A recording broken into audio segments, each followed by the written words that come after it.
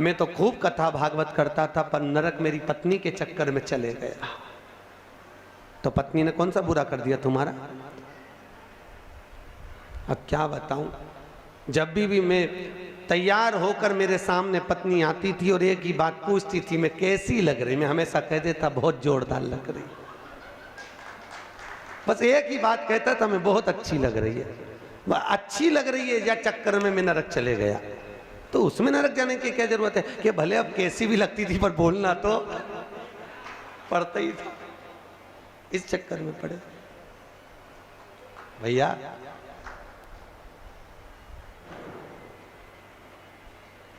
सत्य भी ना बोला जाए, बोलेंगे विवाद होगा, तो सत्य किस काम का है। पर शिव पुराण कह रही है सत्यम शिवम सुंदर। अपने जीवन को सत्यमय बनाओ। जब सत्यमय जीवन हो गया, शिव उस जीवन में आप रूप प्रकट होगा, और शिव आ गया तो जीवन सुंदर अपने आप हो जाएगा। अपने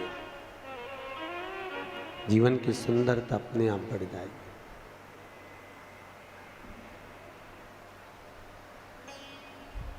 प्रभु को पाना बहुत कठिन नहीं। प्रभु को पाना, भगवान शिव को पाना सबसे ज्यादा सरल है। बहुत सरल देव, देवो अधिदेव महादेव, सबसे सरल देव है। उसके बराबर कोई सरल नहीं हो सकता।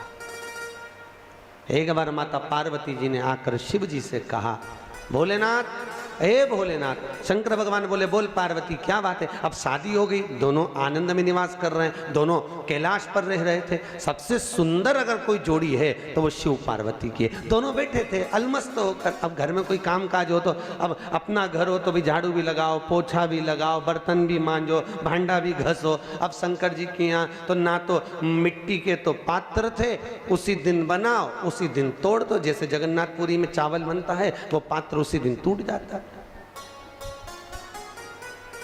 अब जब ही मनाओ जब ही तोड़ दो। तो बर्तन मांजने का कोई टेंशन है क्या? अरे बोलो तो सही कुछ। अब कोई कमरे में पलंग लगा हो, सोफा लगा हो तो सफाई भी हो। अब उनके यहाँ तो कोई सोफा ना पलंग, बैठे अलमस्त। अब दोनों पति पत्नी इतने जोरदार हो गए कि वो भी भगवान का भजन करें और वो भी साथ में करें। ऐसी जुगल जोड़ी भगवान की कृपा से बहुत कम होती है, बहुत कम। क्योंकि हर घर में हम लोग जाते हैं तो कहीं पति धर्मात्मा होता है तो पत्नी गुस्सा करने वाली होती है, कहीं पत्नी धर्मात्मा होती है तो पति गुस्सा करने वाला होता है। और दोनों अगर धर्मात्मा मिल जाएं, दोनों भजन करने वाले मिल जाएं, तो समझ लो कि ये प्रभु की कृपा है, ये प्रभु की करुणा है।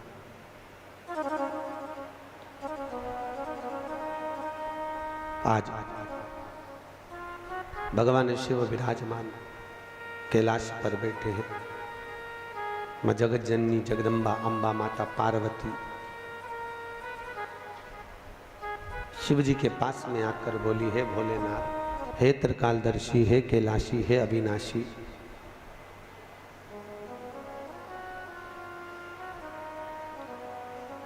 आपके साथ में मैं चौसर खेलना चाहता हूं। चौसर? हाँ। भगवान शिव बोले, चौसर तो खेल लूं पार्वती तेरे साथ में, पर ये बता कि तू चौसर में लगाएगी क्या? भाई जब व्यक्ति गेम खेलने बैठता है आदि आदि, तो तू चौसर में लगाएगी क्या, वो बात।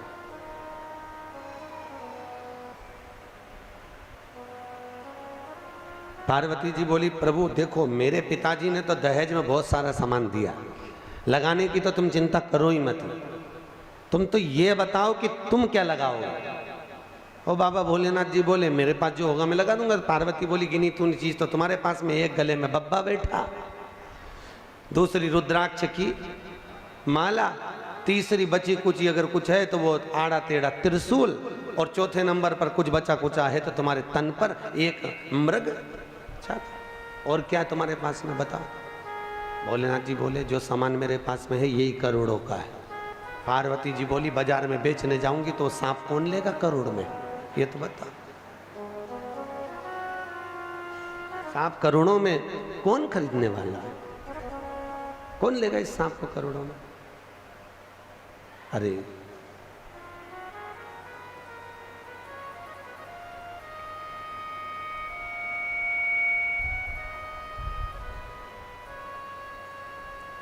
भोलेनाथ जी बोले तुझे चौसर खेलना है कि नहीं खेलना ये बता तू। पार्वती बोली हाँ खेलना।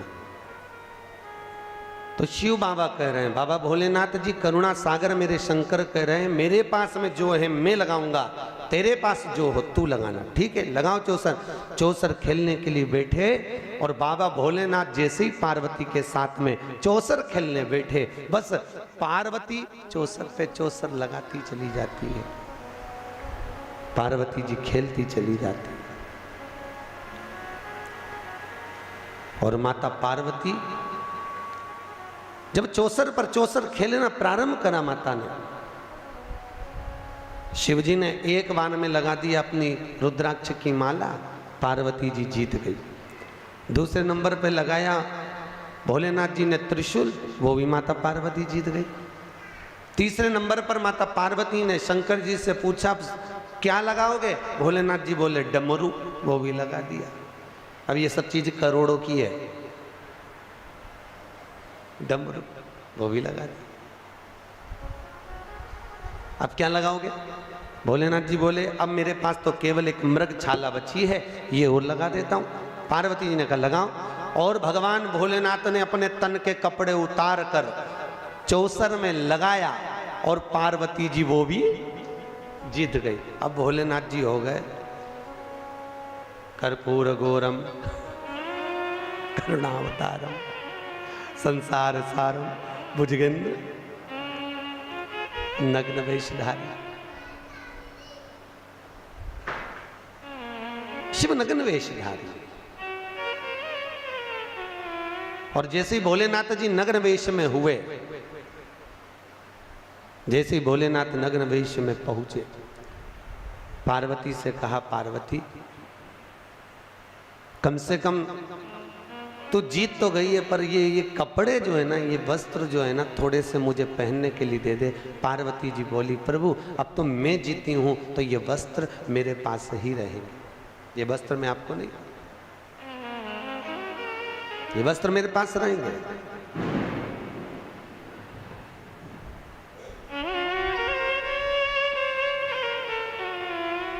पार्वती जी बोली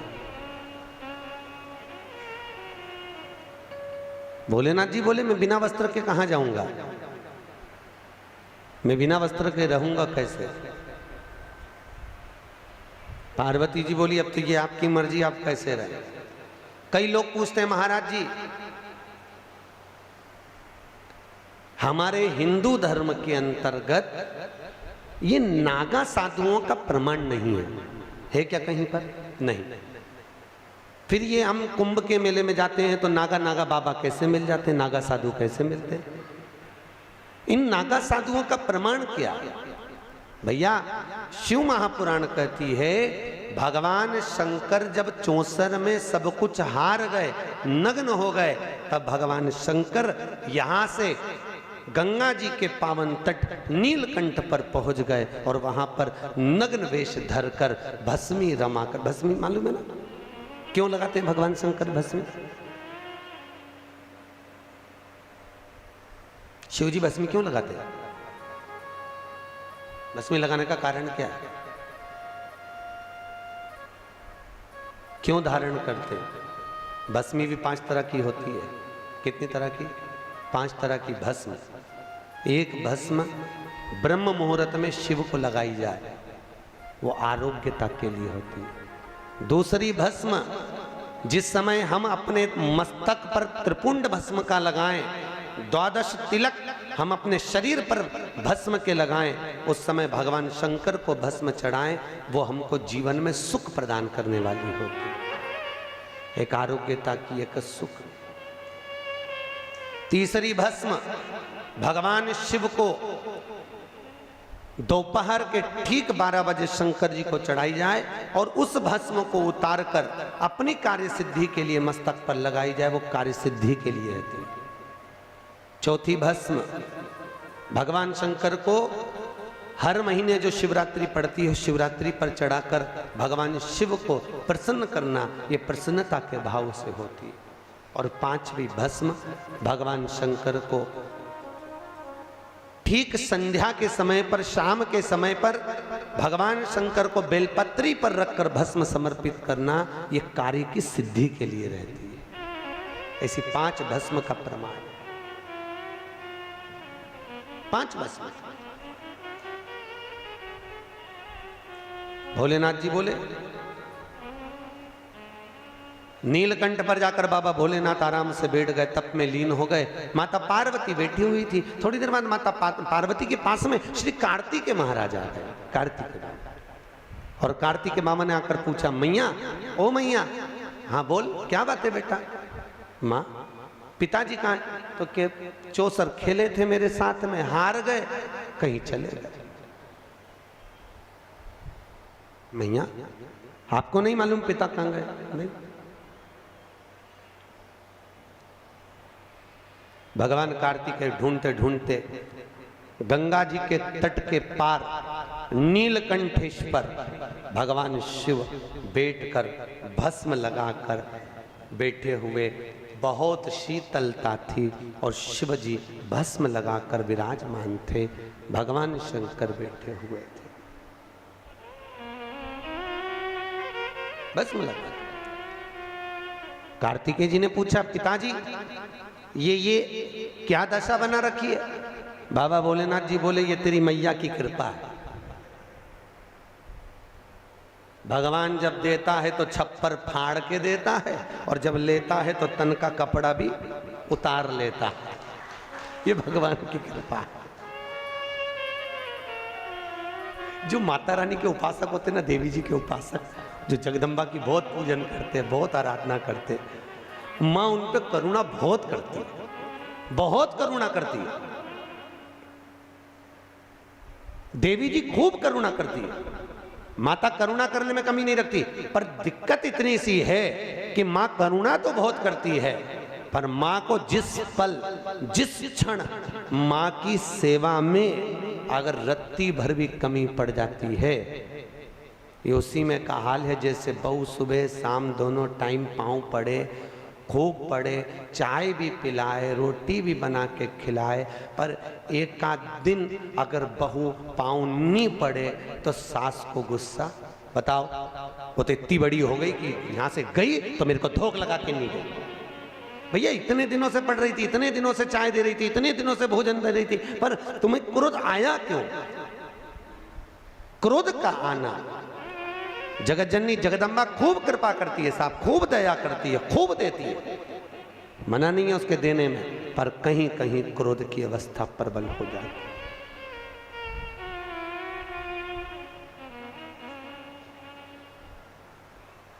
करुणा,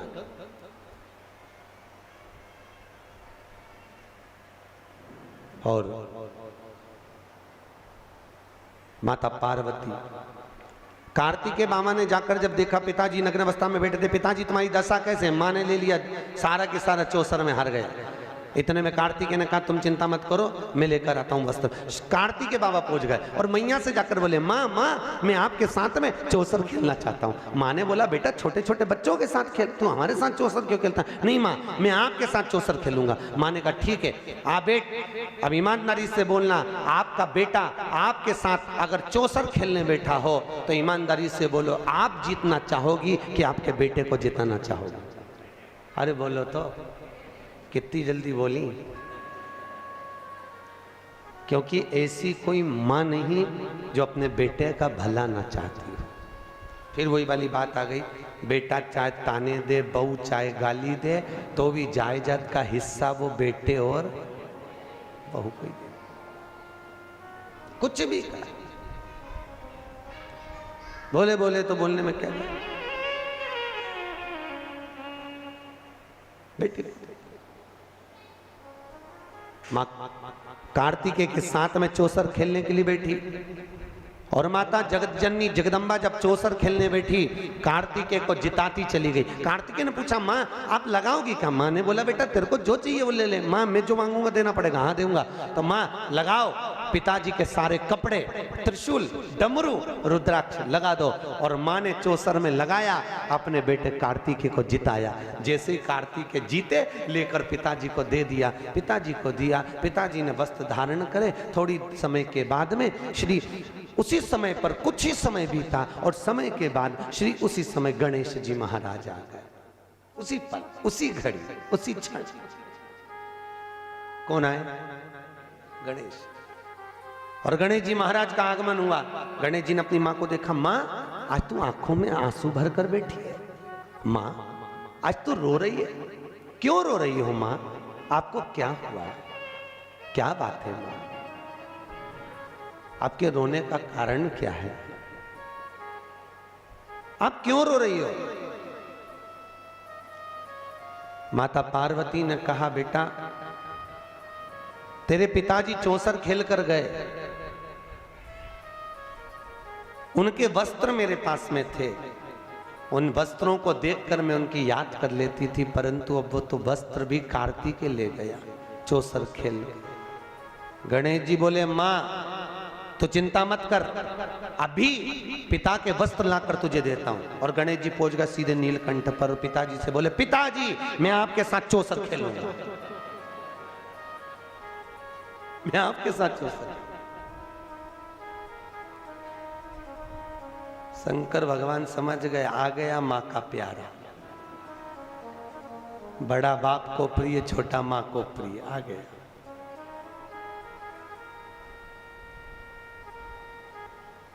ये उसी में कहा है, बेटी का पक्ष कौन लेता है? बाप। और बेटे का पक्ष कौन लेती है?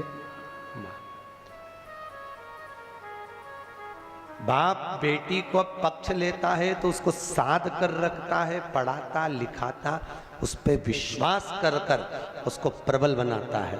और माँ बेटे का पक्ष लेती है। इसलिए हम तो कहते हैं ये आजकल के बच्चे जो ये मदिरापान कर रहे हैं, मांसाहार कर रहे हैं, वैश्यावृत्ति कर रहे हैं, अन्य गलत काम कर रहे हैं, किसकी शे? अगर तुम्हारा बच्चा गलत काम कर रहा है, मदिरा का पान कर रहा है, तुम्हारा बच्चा गलत अगर व्यसन में डूबा हुआ है, तो वो मां की शे। प्रथम गुरु कौन? अरे बोलो, मां। द्वितीय गुरु पिता, तृतीय गुरु शिक्षक, चौथा गुरु सतगुरु। बचपन में माँ का आशीर्वाद, जवानी में पिता का आशीर्वाद, अधेड़ी में शिक्षक का आशीर्वाद और बुढ़ापे में सतगुरु का आशीर्वाद जीवन को संवार देता है। अगर बेटे को सच बोलना सिखा सकती है तो माँ सिखा सकती है। बेटे को गलत बोलना सिखाती है तो माँ सिखाती है। बेटे को सतमार्ग पर चलना सिखाती है तो माँ सिखाती है। एक हमने बहुत पहले अपनी क्लास में पढ़ा था, शायद आपने भी पढ़ा हो। एक बच्चा एक पेंसिल चुरा के घर ले गया। माँ ने कहा किसकी है? माँ मैं लेकर आया हूँ। माँ ने कुछ नहीं कहा। दूसरे दिन पेन ले गया, तीसरे दिन बॉक्स ले गया, चौथे दिन लंच का टिफिन ले गया, पांचवें दिन बैग ले गया, छठे दिन और सामान ले गया। धीरे धीरे वो बच्चा नामी चोर हो गया। सामान चुराने लगा, घर में लाने लगा। एक बार पकड़ा गया, थाने में गया, बंद करा। अंतिम समय में उसको फांसी की सजा हो गई और पूछा गया तेरी अंतिम इच्छा क्या है? उसने कहा मेरी अंतिम इच्छा, मैं मेरी माँ के कानों में कुछ कहना चाहता हूँ। उसकी माँ को बुलाया, उसने दांतों से अपनी माँ के कानों को पकड़ लिया, रक्त बहने लगा। पुलिस वालों ने छुड़ा कर पूछा अरे क्यों, ये तेरी माँ है? वो कहता है सूली पर चढ़वाने वाली भी ये मेरी माँ है। अगर पहली बार चोरी कर कर आया था, माँ गाल पर थप्पड़ मारती, दूसरी बार चोरी नहीं करता। पर माँ ने एक शब्द नहीं कहा, ये माँ। भैया माताओं से निवेदन है, अच्छा अच्छा ज्ञान दो बच्चों को। आजकल की माताएं बड़ा उल्टा ज्ञान देती है। बच्चों को देती है टॉफी और कहती है किसी को बताना मत, दादा दादी पूछे तो कहना मत नाना नानी की यहाँ की, और बोलना मत मम्मी ने दी है, कह देना पड़ोस वाली आंटी ने दी है। बच्चे को सिखा दिया, बच्चा सीख गया। दादी ने पूछा क्यों रे टॉफी कहां से लाया? पड़ोस वाली आंटी ने दी है। बच्चे को झूठ बोलने की आदत पड़ गई, बच्चा झूठ पर झूठ बोलने लगा। वही बच्चे की शादी हो गई, बड़ा हुआ, विवाह हुआ, घर में पत्नी आ गई, पत्नी को लेकर घूमने गया हैदराबाद। वहां पर पत्नी को चूड़ी, साड़ी, सूट पसंद आ गया। जैसे ही पसंद आया, पत्नी ने कहा, पति से अच्छा लग रहा है, पति ने कहा ले ले। और घर चलेंगे और मम्मी पूछेगी तो कह देना मायके से मिली है। जैसा मां ने अपने बेटे को सिखाया था, वैसा बेटा अपनी पत्नी को सिखा रहा। कौन सिखा रहा है? अरे बोलो। अच्छा, माँ को मालूम है कि अभी हैदराबाद गए थे, वहीं से खरीद के लाए, फिर भी अब बहू से पूछा कहां से लाई, तो क्या मायके से लाई। माँ को मालूम है, पर कुछ नहीं कह सकती क्योंकि माँ ने उसको झूठ बोलना सिखाया। हम अगर सत्य बोलना सिखाएंगे तो बच्चे सत्य बोलेंगे। आप अपने पांव पर खुद कुल्हाड़ी मार रहे। बच्चों को गलत सीख देकर बच्चों के आगे कभी ऐसी बात नहीं करना चाहिए कि तेरे ताऊ बेकार की, चाचा बेकार की, काका बेकार की, ये बेकार की, वो बेकार। कुछ मत बोलो बच्चों के सामने। बच्चे जो देखते हैं वो सीखते हैं। एक बच्चे ने अपनी दादी से कहा, ओ दादी, ओ दादी। दादी बोली, हाँ बोल, क्या बात है? दादी तू एक बार टे बोलना, टे। दादी बोली, टे क्या होता है रे? नहीं, बस तू मुंह से एक बार टे बोल दे। दादी ने बोला, नहीं बोलूंगी, पहले बता टे क्यों बोलवा रहा है। दादी तू बोल तो सही टे। दादी नहीं बोली। दादी ने 5 रुपए दिए, ले बाजार से टॉफी लाके खाना, अब बता मुझसे टे क्यों बुलवा रहा है। दादी, रात को मम्मी पापा पलंग पे बैठ के बात कर रहे थे, जब अम्मा टे बोल जाएगी तो सारी जायदाद अपनी हो जाएगी, सारी जायदाद। ये बच्चे माता पिता के साथ में रहकर, कक्ष में रहकर माता पिता के विचार, सोच, बुद्धि अपने भीतर उतारते हैं।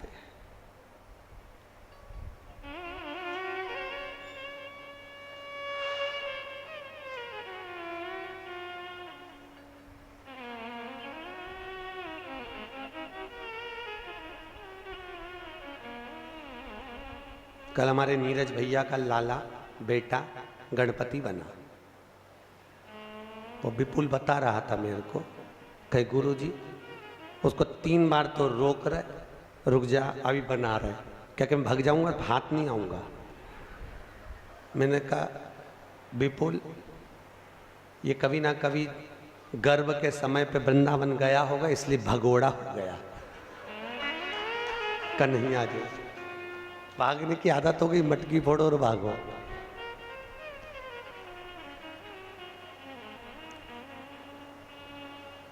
भगवत कृपा, और भगवत कृपा के बिना संसार में कुछ भी नहीं। हम बच्चों को अच्छा ज्ञान दें, जितना प्रेम से अपने बच्चों को विद्वान बना सकते हो उतना बनाओ। विद्वत्ता नहीं दोगे तो आने वाला समय बेकार है, बहुत बेकार से। पार्वती जी ने गणेश जी से कहा, तेरे पिताजी के कपड़े थे वो, आप चिंता मत करो, मैं लेके आता हूँ। गणेश जी पहुंच गए नीलकंठ पर। पिताजी से कहा, पिताजी मैं आपके साथ चौसर खेलना चाहता हूँ। अब बाप भी होगा तो बेटे को ही जिताएगा। ले, जीत गया। गणेश जी वापिस कपड़े ले गए, माँ के पास में दे दिए। शंकर जी फिर कर्पूर गौरम हो गए। वैसे कि वैसे थोड़ी देर बाद कार्तिक घूमते घूमते आए। कार्तिकेय आकर अपने पिताजी के पास पहुंचे तो पिताजी को देखा तो पिताजी तो वापिस कर्पूर गौरम। पिताजी बोले, कुछ नहीं बेटा, सब मां की चाल है तेरी, सब उसी, आप चिंता मत करो, अब मैं चलता हूं। कार्तिकेय बाबा भोलेनाथ को लेकर, लंका के राजा रावण को लेकर भगवान विष्णु से निवेदन कर कर उनको नारायण को बनाया पासा, और कार्तिकेय ने शंकर भगवान को ले जाकर मां के सामने बिठाया। मां, पिताजी आपके साथ चौसर खेलना चाहते हैं। मां ने कहा ठीक है, आइए बैठो। मां, पर पिताजी एक बात कहना चाहते हैं। बोलो, क्या कहना चाहते हैं? चौसर का जो पासा होगा, शिव जी कहते हैं वो मैं दूंगा। पार्वती जी ने सोचा हमेशा मेरे पासे से खेलते थे, आज ये स्वयं पासा लेकर आ गए, बात क्या है? और बाबा भोलेनाथ जी ने उसी समय पर कहा ठीक है। पार्वती मैया बोली भोलेनाथ निकालो पासा। शिव जी ने झोली में से पासा निकाला और निकाल कर जो चौसर खेलना चालू करा। अब तो वो नारायण तो पासे के रूप में, जैसा भगवान भोलेनाथ चाहे वैसा वो पासा पलट जाए। डमरू, त्रिशूल, रुद्राक्ष सब चले गया। पार्वती मैया रोने लगी, आंख में आंसू भर गया। माँ जगत जननी की आंख में जब आंसू आए तब गणेश जी को लगा माँ क्यों रो रही हो। माँ बोली बेटा जिंदगी में पहली बार हार रही हूँ, समझ में नहीं आ रहा क्यों हार रही हूँ। गणेश जी ने कहा मैया तू रुक जा। गणेश जी ने चूहा से बोला पता लगा जाते जरा। और चूहा गया। चूहे ने कहा प्रभु ये जो पासा है ना ये नारायण है। तो भगवान गणेश ने कहा नारायण है, अगर ऐसे प्रकट करेंगे तो दिक्कत होगी। एक काम कर चूहा, तेरी तो आदत है कुतरने की, जैसे ही पासा पटके वैसे ही उनका पांव कुतर देना। जैसे ही भगवान भोलेनाथ ने पासा को पटका, पासा पटकते ही चूहे ने जाकर कुतर दिया। जैसे कुतरा नारायण जी उस सामने प्रकट हो गए और जैसे ही प्रकट हुए भोलेनाथ बचाओ भोलेनाथ बचाओ। भोलेनाथ जी बोले तुमसे कहा था पासे बने रहना, ओरिजिनल रूप क्यों आ गए। भगवान नारायण बोले ये पूरा कुतर देता। भगवान पार्वती मैया को क्रोध आ गया। माता पार्वती ने कहा नारायण आपने मेरे साथ छल किया है। ये लंका का राजा रावण तुम्हारे साथ में बैठकर निर्णय देने खड़ा है। मैं श्राप देती हूं, इतना प्रेम तुम दोनों में है तो तुम्हें श्राप देती हूं लंकाधिपति रावण तुम्हारा वध ये नारायण करेंगे और इनको नर्तन में पृथ्वी पर आना पड़ेगा। और कार्तिकेय तू छोटा होकर इतने बड़े बड़े विचार रखता है, तुझे श्राप देती हूं जिंदगी में कभी तो बड़ा नहीं होगा। और कार्तिकेय छोटे की छोटे बने रहे, छोटे से। कार्तिकेय कभी बड़े नहीं हुए, छोटे। कुछ ही समय निकला, कुछ ही समय, और जैसे ही थोड़ा सा समय निकला, आज रोज प्रतिदिन भगवान भोलेनाथ शाम का समय और गंगा जी पर चले जाए।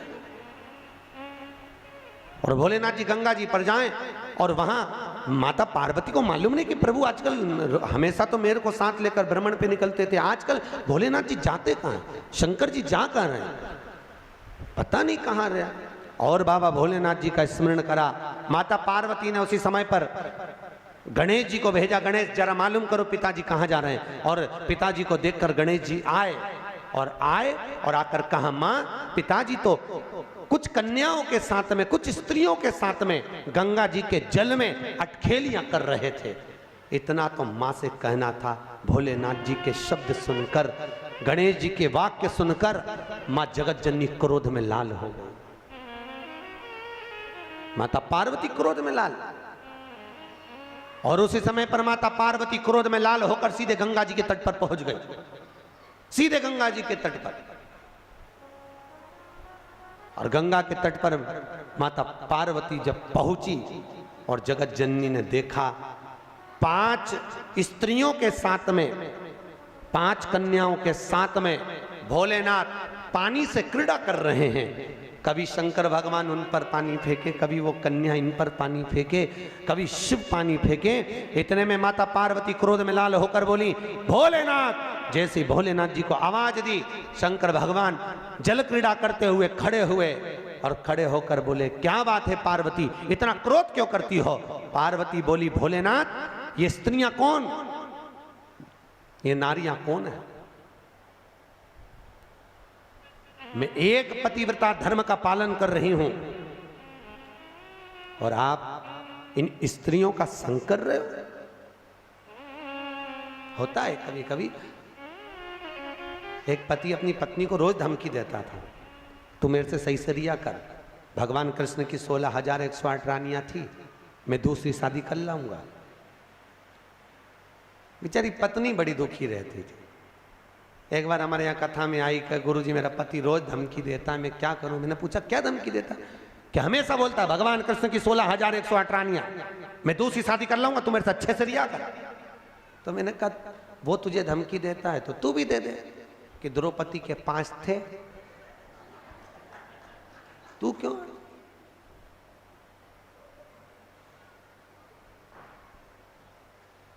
उसने, गुरुजी अब तुम चिंता मत करो, अब बोल। और दूसरे दिन फिर बोला, भगवान कृष्ण की 16,108 रानियां मैं दूसरी कर लाऊंगा।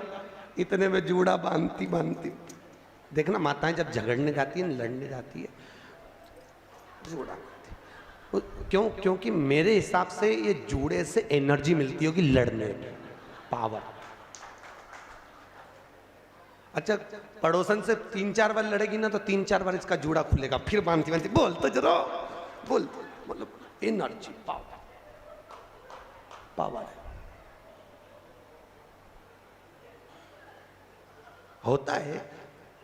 एक पंडित जी बहुत कथा वाच रहे थे, बहुत जोरदार जोरदार कथा वाचे, तो एक सरदार जी ने पूछ लिया, महाराज इतना ज्ञान कहाँ से आता है तुम्हारे पास में? पंडित जी बोले, हमारा ये चोटी है ना, ये अर्थिंग का ये तार है, एंटीना, ये ऊपर से आता है, इसलिए हम बोल देते। इतने में तुरंत सरदार जी बोले, तुम्हारी चोटी से बड़े तो हमारे बाल, फिर हमको ज़्यादा ज्ञानी होना चाहिए। इतने में पंडित जी बोले, ज्ञान तो तुमको आता है पर ये अर्थिंग का तार नीचे टपक जाता है, ज्ञान आने की कमी नहीं, आता जरूर है, सब चला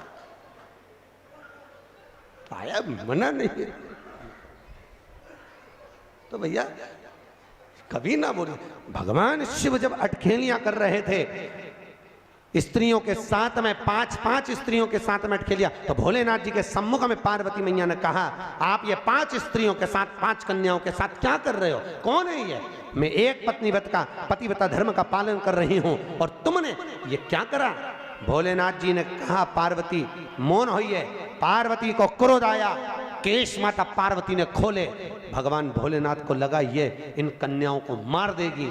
तब भगवान शिव ने कहा, पार्वती चुप हो, ये मेरी 5 बेटियां हैं, ये मेरी 5 पुत्रियां।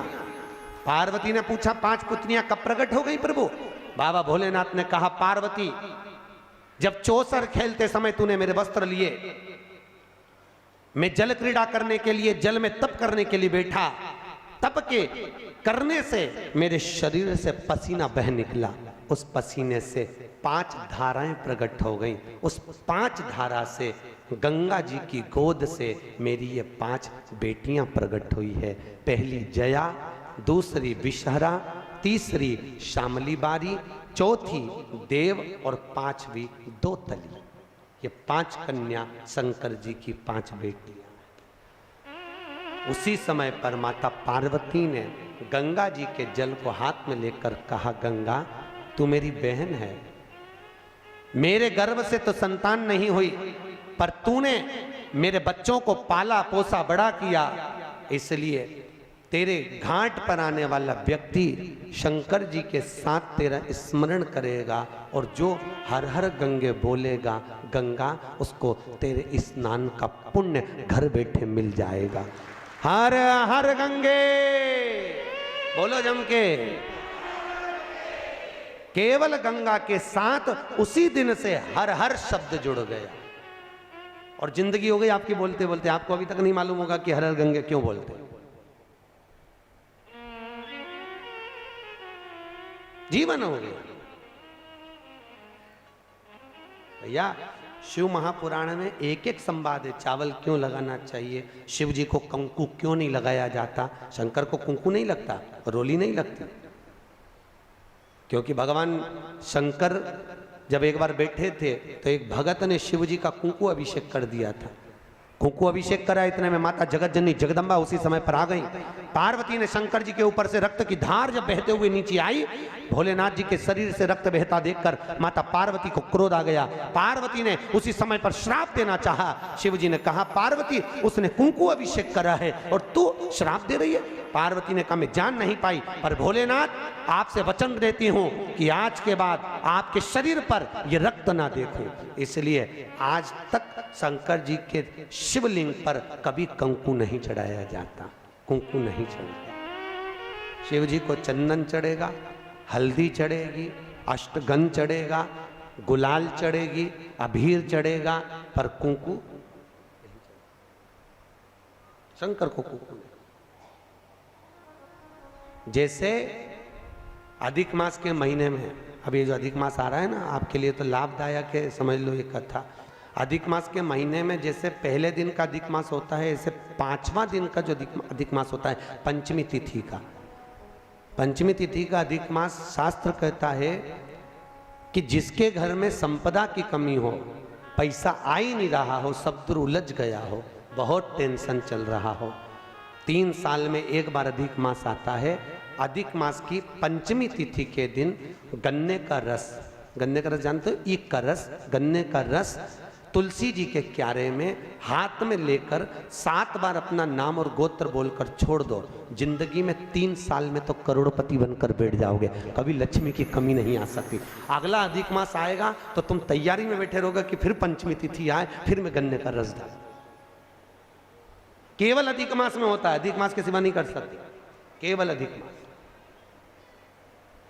अधिक मास के अंतर्गत करें। और आपको तो मौका मिल रहा है ज्येष्ठ का अधिक मास है इस साल, बड़े प्रेम से आनंद लें। और हम तो निमंत्रण दे रहे हैं आपको कि अधिक मास में मुंबई में महेश्वरी समाज द्वारा विष्णु महापुराण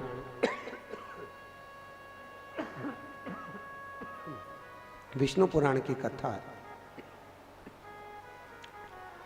और आप सब भी विष्णु महापुराण की कथा में पश्चिम मुंबई महेश्वरी भवन श्रवण करने पधार। विष्णु महापुराण अधिक मास का महीना भगवान शिव के स्मरण का माह, ठाकुर जी के भजन का महीना, भगवान नारायण के लाड़ लड़ाने का महीना। खूब प्रेम से भजन करो, जितना भजन कर सकते हो उतना, और काउंट कर कर नहीं कि कितना भजन करा है। कई लोग हाथ में वो बटन दबाते रहते हैं, राम राम राम राम, काउंट नहीं करना है, कर लो जितना कर सकते हो। अधिक मास के महीने में जितना पुण्य कमा सकते हो कमाओ। भजन चित्त धरी। आज शिव महापुराण की कथा कहती है, माता पार्वती के सम्मुख में 5 कन्याओं को देखकर गंगा जी के सम्मुख में जब बात प्रसिद्ध करी, तब माता पार्वती से शिव जी ने कहा, ये मेरी 5 बेटियां हैं। पार्वती जी ने 5 को गले से लगाया। भगवान भोलेनाथ बोले, पार्वती ये जल की तरंगों में प्रवाहित होने के कारण इनका शरीर सर्प की आकृति में रहेगा, सर्प की आकृति।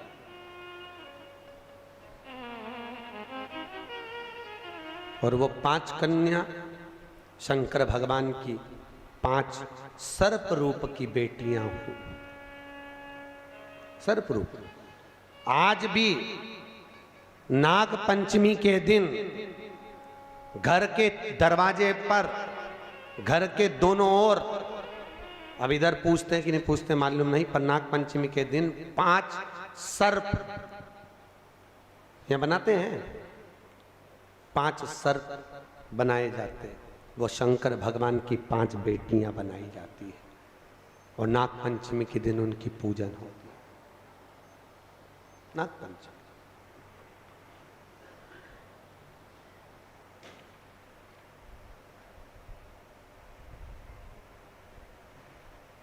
भगवान शिव की आराधना का केंद्र बिंदु है। भगवान शिव का सुखमूल स्थापित करने वाली है। भगवान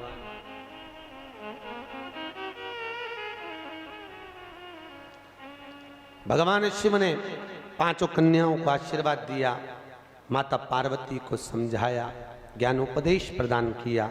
समय आया और आज भगवान शिव विराजमान थे, और भगवान शंकर के नयन बंद करने पर शिव जी के नयन से बंद करते ही एक अश्रु निकला, उस आंसू से अंधकासुर का जन्म हो गया। और जैसे ही अंधकासुर जन्मा, माता पार्वती ने उस बालक को गोदी में ले लिया। पार्वती ने जैसी गोदी में लिया, ये मेरा पुत्र है। भगवान शिव बोले पार्वती इसको उठाकर समुद्र में फेंक दे। पार्वती जी ने समुद्र में बालक को नहीं फेंका, महाराज मैं इसको फेंकूंगी नहीं, आपके शरीर से प्रकट हुआ है, ये आपका पुत्र है। भगवान भोलेनाथ बोले पार्वती मेरे नयन बंद करने पर अगर प्रकट हुआ है तो उसकी कोई तुलना, कोई मान्यता नहीं। फेंक दे इसको समुद्र में। पार्वती मैया ने नहीं फेंका, थोड़ा रिटर्न बढ़ाऊंगा। पार्वती मैया नहीं फेंकी। और जब माता पार्वती ने, बस ठीक है, पार्वती मैया जब नहीं फेंकी, शिवजी ने फिर कहा पार्वती इस बालक को फेंक समुद्र में। पार्वती ने नहीं फेंका। ये आपका पुत्र है, मैं नहीं फेंकूंगी। बहुत समझाया, नहीं माना।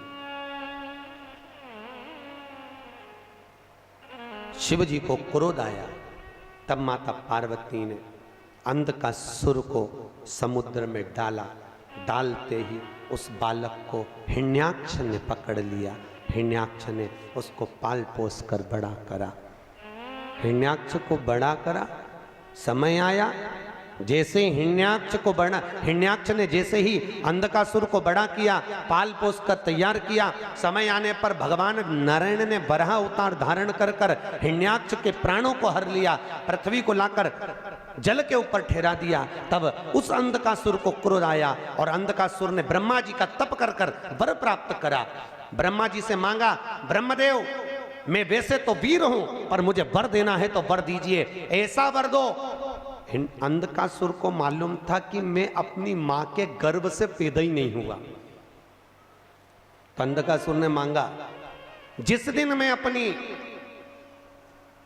मां को गलत दृष्टि से देख लूं, जिसने मुझे अपनी गोद में खिलाया हो उसको अगर गलत दृष्टि से देखूं तो मेरे प्राण छूट जाएं। क्योंकि अंधकासुर को तो ये मालूम था कि मेरे कोई मां है, और उसको कौन बताए कि तू पार्वती की गोद में खेला है। पार्वती की गोद। जिस दिन मैं अपनी मां को अगर गलत दृष्टि से देखूं उसी दिन मेरे प्राण छूटे, बस उस दिन मेरा अंतिम समय हो। ब्रह्मा जी ने कहा तथास्तु। और अंधकासुर बड़ा हो गया, आनंद सुख स्थापित हो गया, चारों तरफ सत्ता ही सत्ता अंधकासुर की हो गई, किसी को पृथ्वी पर रहने ही नहीं देता, सब घबरा गए। तब अंधकासुर ने अपने दूतों को बुलाकर कहा, जाओ सबसे सुंदर जो नारी हो, सबसे सुंदर जो कन्या हो, उससे मैं विवाह करूंगा, मेरे लिए लाओ।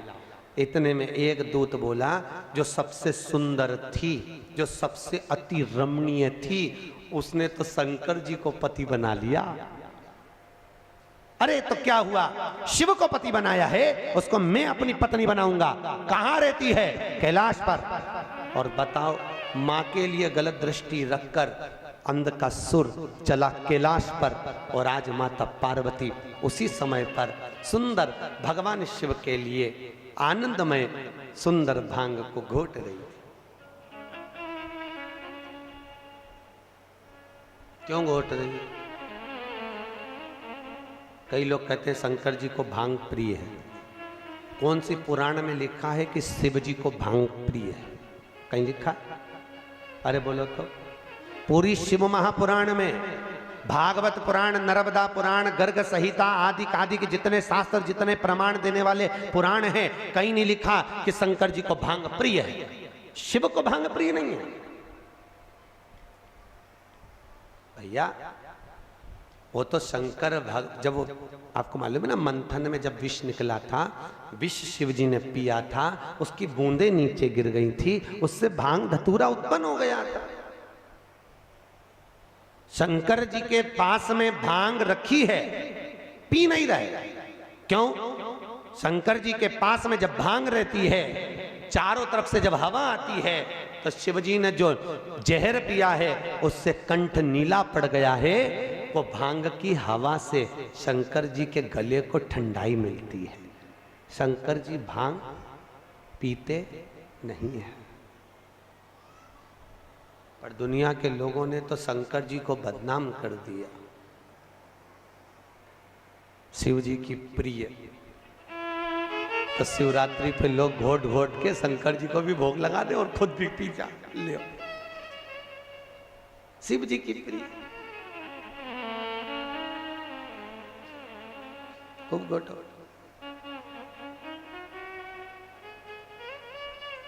प्रियता ने समुद्र मंथन में अमृत किसके हिस्से में आया था? देवताओं। विष किसके हिस्से में आया? अरे बोलो, शंकर भगवान। जो अमृत पिए वो देव, जो विष पिए वो महादेव।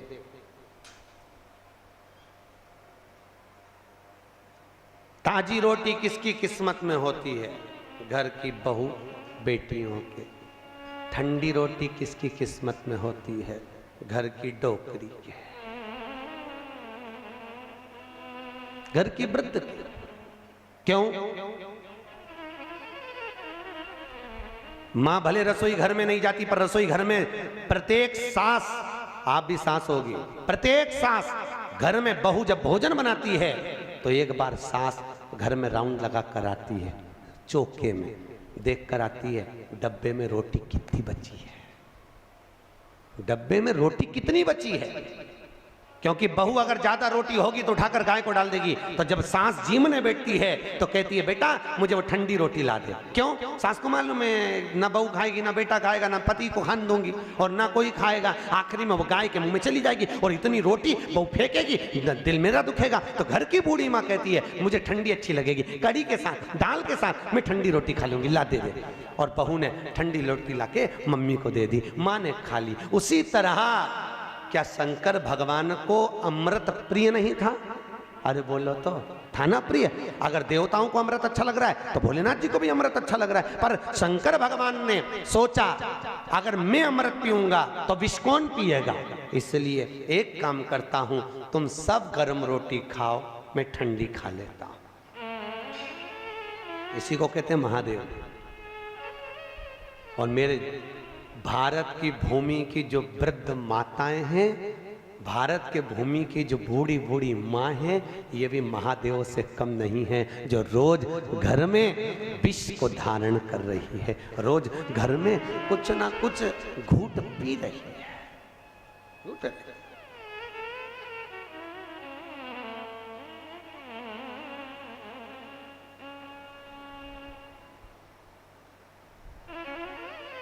भगवान नारायण करे।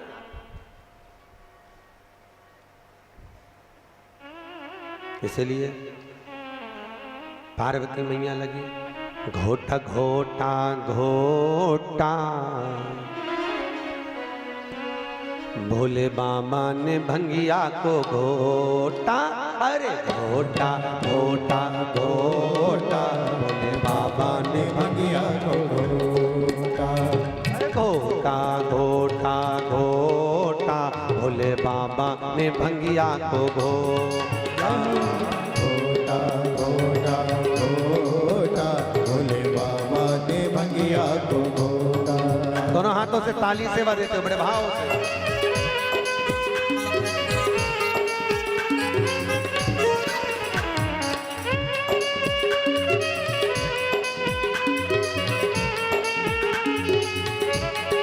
ताली सेवा देते हो बड़े।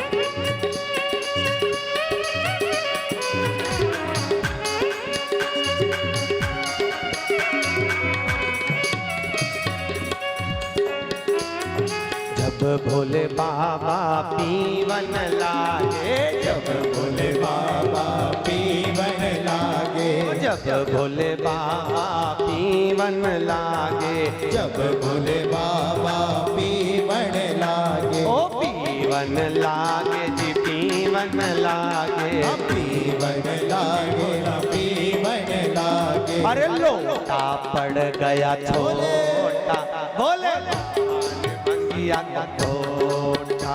अरे लोटा पड़ गया छोटा, भोले बाबा ने भंगिया को घोटा। अरे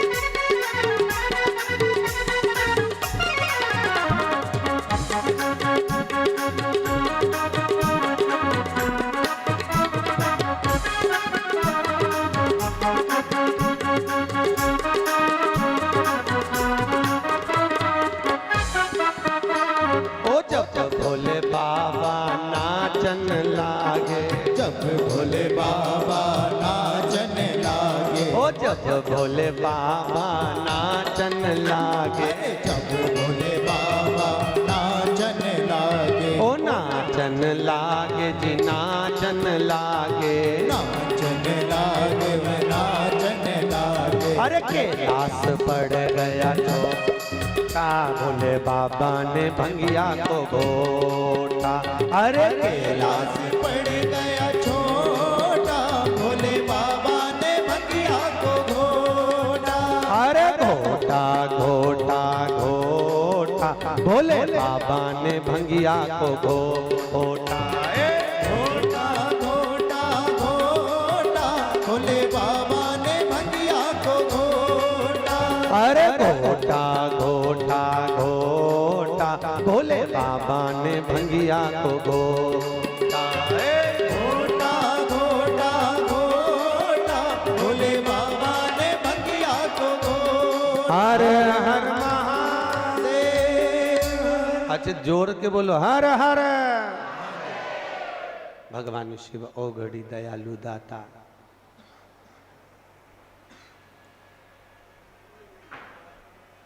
पांच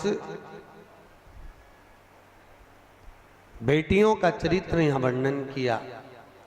अंधकासुर मां जगतजननी के सम्मुख में पहुंच गया, माता के सामने।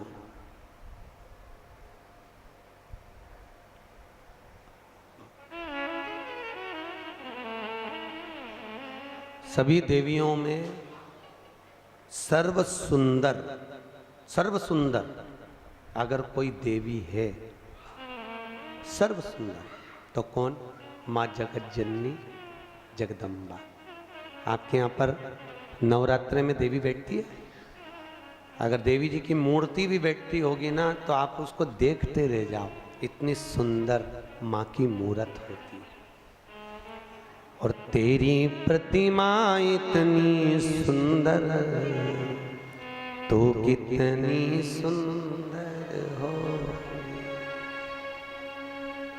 सोचो, माँ की मूर्त इतनी सुंदर है तो माँ कितनी सुंदर है, कितना सुंदर। जगदम्बा भवानी को देखा। अंधकासुर ने देखकर भवानी मैया के सम्मुख में खड़े होकर कहा, अरे ये ओगड़ी भस्मी रमाने वाला, जटा जूट बांधने वाला, उसको पति बनाकर बैठी हो, मुझे देखो। इतना तो मां से कहना था। और उसी समय भोलेनाथ जी को क्रोध आ गया। क्रोध, शिव को क्रोध आया और बाबा भोलेनाथ ने उसी समय पर अंधकासुर का वध कर दिया। अंधकासुर के प्राणों को हर लिया। अंधकासुर के प्राणों को जब हरा, देवताओं ने पुष्पों की वृष्टि करी, गंधर्व गान करे, अप्सरा नृत्य करी, चारों तरफ सुख समाहित हो गए, चारों तरफ आनंद स्थापित हो गए, सुख ही सुख। समय आया, एक बार माता जगतजननी जगदम्बा अम्बा आनंद में विराजमान थी। शिव बाबा उनके नजदीक में बैठे हुए थे। तभी एक शंखचूर्ण नाम का राक्षस हुआ, जिसकी धर्म पत्नी का नाम था तुलसी। क्या नाम था? तुलसी। इस शंखचूर्ण राक्षस ने भगवान शिव जैसा स्वरूप धारण कर कर, भगवान शंकर के जैसा रूप रखकर पृथ्वी पर उपद्रव मचाया। परंतु एक कारण था कि शंखचूर्ण की जो पत्नी थी तुलसी, वो बड़ी सात्वित्ववान थी, बड़ी सात्विक।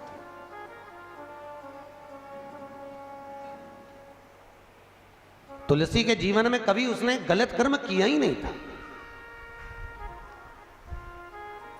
और शंखचूर्ण राक्षस की पत्नी तुलसी भगवान शिव की आराधना में दिन रात डूबी रहती थी।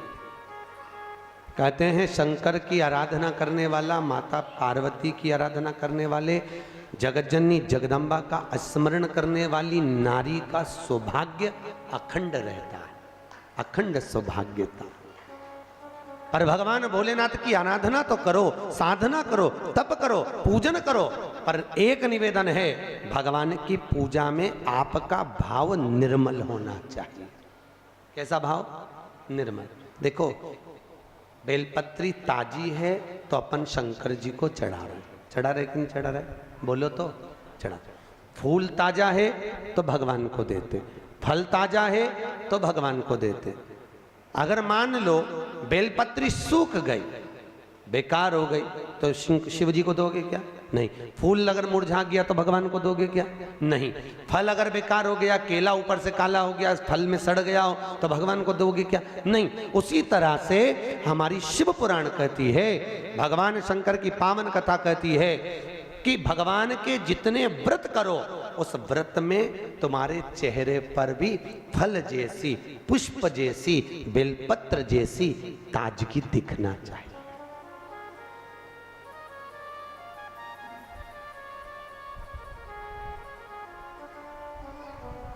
एक वो कौन सा व्रत करती माताएं?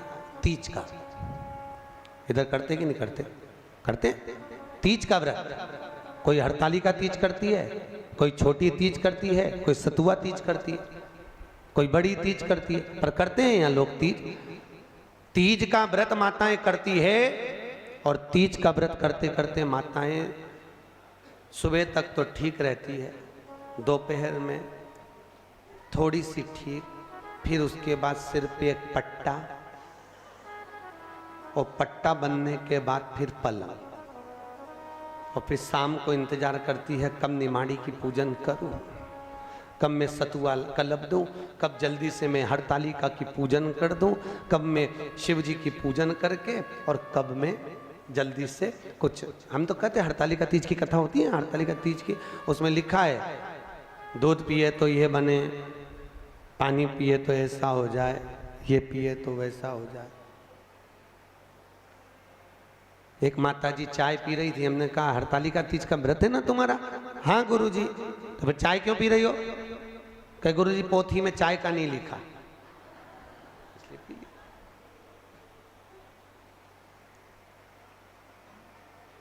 व्रत में प्रसन्नता, जिसके व्रत में प्रसन्नता होती है उसको भगवान स्वीकार करता है, और जहां व्रत में प्रसन्नता ही नहीं है वहां भगवान स्वीकार नहीं करता, वहां भगवान लेता ही नहीं। होता है किसी किसी का व्रत रहता है, एकादशी का माताएं व्रत करती है, और पति आया ले भोजन करें दोनों साथ में बैठ के, नहीं। क्यों? आज हमारी एकादशी है, आवाज नहीं निकल रही है, भगवान के तो काय को कर ली ऐसी। क्यों? व्रत में अगर प्रसन्नता नहीं है तो भगवान उस व्रत को स्वीकार नहीं करता, भगवान उस व्रत को नहीं लेता। प्रसन्नता होगी तो भगवान लेगा, प्रसन्नता नहीं तो भगवान नहीं।